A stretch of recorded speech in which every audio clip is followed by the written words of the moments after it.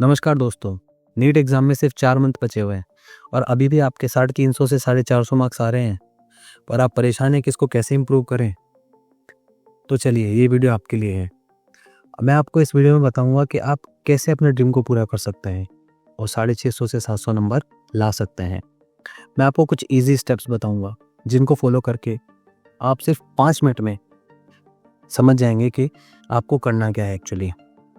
तो सबसे पहली बात जो आपको ध्यान रखनी है कि अब आपके पास डिटेल नोट्स पढ़ने के लिए बिल्कुल भी टाइम नहीं बचा है। तो आप सिर्फ और सिर्फ प्रैक्टिस पेपर पे फोकस कीजिए। अब उसको करना क्या है, आप प्रैक्टिस पेपर लीजिए, उसको सॉल्व कीजिए।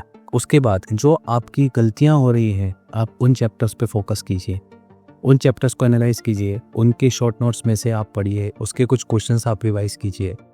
बट अब आप पूरे सारे के सारे चैप्टर्स को लेकर के बैठ जाएं और आप सोचें कि अब मैं सिलेबस को पूरा करूं, तो अब उस चीज़ का टाइम बिल्कुल भी नहीं है। 3 घंटे का पेपर आप सॉल्व कीजिए, उसके बाद आराम से 2 घंटे दीजिए आप इस बात को एनालाइज करने के लिए कि आप करना क्या चाहते हैं, आपकी कमियां कहाँ पर है, और उन कमियों को आराम से धीरे धीरे पूरा कीजिए। आप विश्वास रखिए कि आपका स्कोर ज़रूर बूस्ट होगा और आपका कॉन्फिडेंस भी बढ़ेगा, आपको बहुत मदद मिलेगी।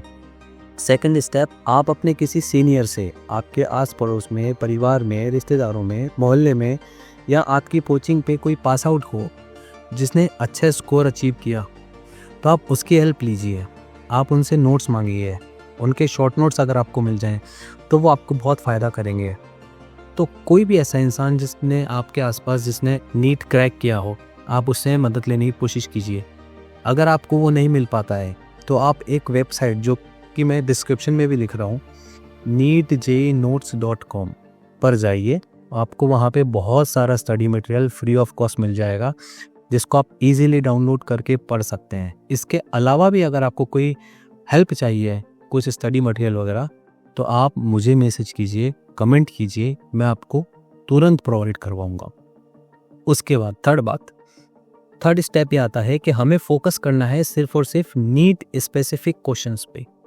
अभी हमारे पास इतना टाइम नहीं है कि हम 10 बुक्स लेके बैठ जाएं और हम सारी की सारी बुक्स को सॉल्व करें। तो हमें ये चाहिए कि हम एक चैप्टर, अगर हमारा कोई वीक है, हमने एनालाइज किया प्रैक्टिस टेस्ट के बाद कि यार इस चैप्टर का क्वेश्चन हमसे नहीं हो रहा, लेट्स से ऑप्टिक्स का क्वेश्चन नहीं हो रहा है, या मान लीजिए कि आपको पास inheritance of molecular basis of inheritance का आपसे क्वेश्चन सॉल्व नहीं हो रहा है, तो आप उस चैप्टर के कुछ क्वेश्चन प्रैक्टिस कीजिए। तो उसको कैसे प्रैक्टिस करेंगे, उसके लिए आपको स्पेसिफिक क्वेश्चंस चाहिए। तो अगेन ये क्वेश्चंस आपको डिस्क्रिप्शन में लिंक मिल जाएगा वेबसाइट पे, आप वहाँ से ले सकते हैं।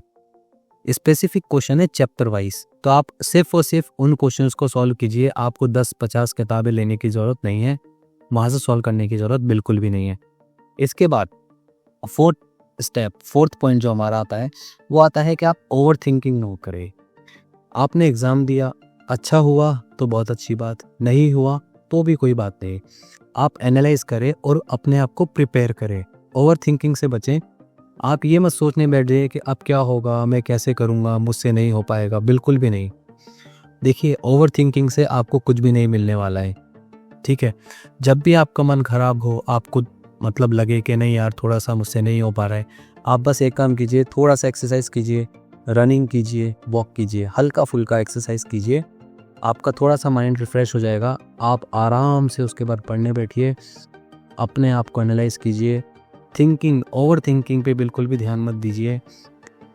उसके बाद आप किसी भी सोशल मीडिया पर एक्टिव मत रहिए, लाइक इंस्टाग्राम, फेसबुक, आप देखिए यूट्यूब, इन सब पे रील्स स्क्रॉल कर रहे हैं, शॉर्ट्स देख रहे हैं, इन सब चीज़ों से बचें। अपना टाइम बिल्कुल वेस्ट ना करें।